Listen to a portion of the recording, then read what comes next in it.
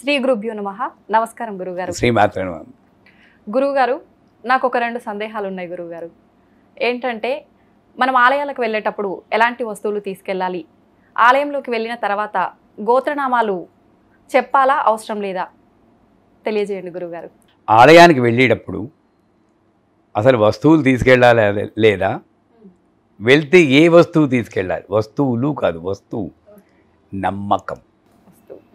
నేను వెళ్ళేటటువంటి భగవత్ ఆలయానికి అక్కడున్న శక్తి నన్ను రక్షిస్తుంది అన్న నమ్మకం. ప్రత్యేకించి నేను చెప్పుకోక్కర్లేదు. అందుకే వెంకన్నబాబు దగ్గరికి వెళ్ళినప్పుడు మనకి ఏమీ కోరాలనిపించదు, అలా ఉండిపోతాం. ఎందుకు? ఆ శక్తి నన్ను రక్షిస్తుందని. అది పక్కన పెడితే సాధారణంగా పూజల్లో కూడా చెప్తారు, శక్తి లోపం లేకుండా అన్న ఒక పదం పెడతారు. అంటే మనకి ఎంత శక్తి ఉందో ఆ శక్తికి తగినట్లు సౌభాగ్య ద్రవ్యాలను ఉన్నాయి. పళ్ళు, పువ్వులు, పసుపు, కుంకుమ, అమ్మవారైతే ఒక చీర, ఓ బ్లౌజ్ పీసు. అక్కడ కూడా జనాలు ఏం చేస్తున్నారంటే, అమ్మవారి గుడికి వెళ్తే చీర పట్టుకెళ్ళాలి, దుర్గమ్మవారు అయితే ఎర్ర చీర, అంతవరకు బాగానే ఉంది. కొట్లోకి వెళ్ళి చీర చూపించండి అంటారు. అమ్మ దేనికి? కట్టుకోవడానిక? పూజకేనండి అంటే తేల్చి ఇలా చెప్తారు. తక్కువలో చూపించండి, అయిపోయింది. ఇంకా ఆ చీర ఇచ్చినా ఒకటే, లేకపోయినా ఒకటే. నేను ఏం కట్టుకుంటే నాకు ఆనందం వస్తుందో ఆ చీర నీకు ఇవ్వగలిగిన శక్తి, ఆ నిస్వార్థం ఉన్నప్పుడు ఆ చీర కొనండి.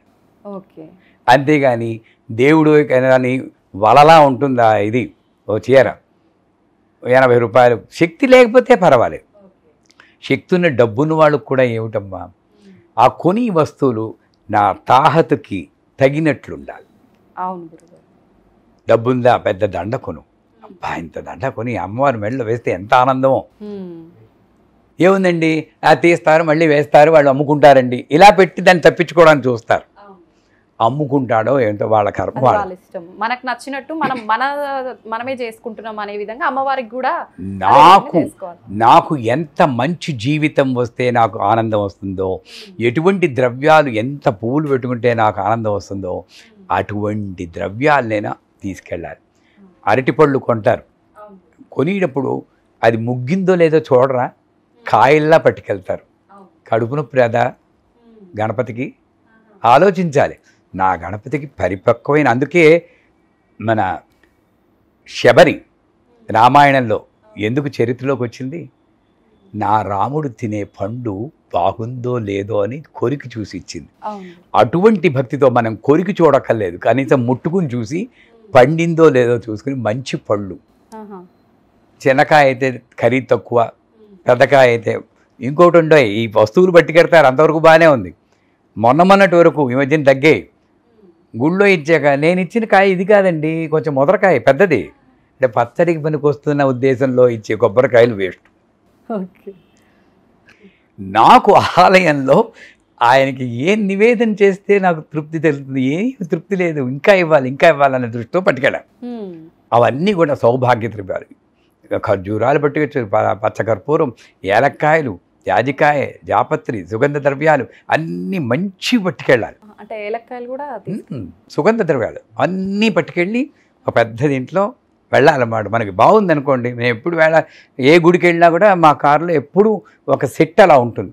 ఎప్పుడు వెళ్తామో తెలియదు. వెళ్ళినప్పుడు పంచెల చాపు, చీర ఏదైతే నమస్కారం, అక్కడ కూడా ఇచ్చేస్తున్నానన్న ఫీలింగ్ కూడా ఉండకూడదు.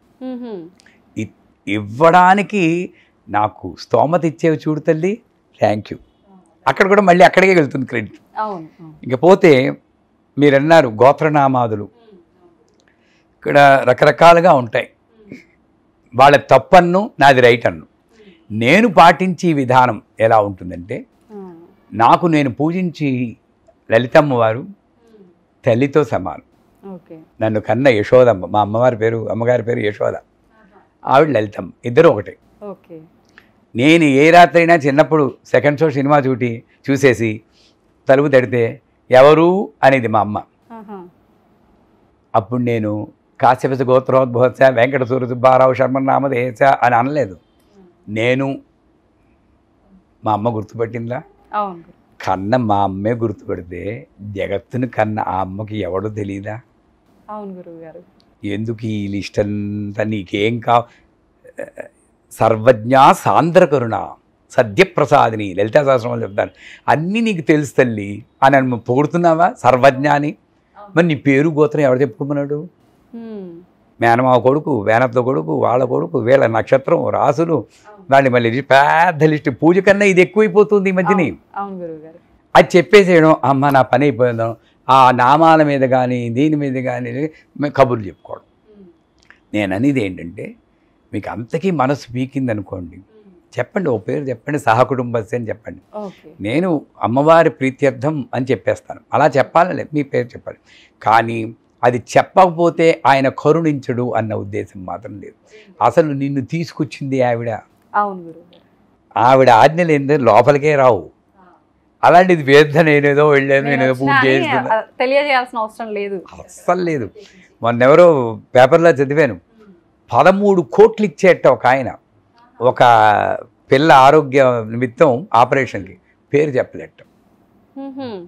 అదే దృష్టితో మీరు గుడికి వెళ్ళండి, భగవంతుడే నా దృష్టిలో వాడే భగవంతుడు. పేరు చెప్పకుండా 13 కోట్లు ఇచ్చారంటే కొబ్బరికాయ ఇచ్చి 10 మందికి చెప్పుకునేవాళ్ళం. ఇంత తేడా ఉంది మనకి. అందుకని ఇక మీదటైనా సరే ఏ వస్తువులు పట్టుకెళ్లాలో శక్తి వంచన లేకుండా నా తాహతకు తగినట్లు మంచివి తీసుకెళ్ళండి.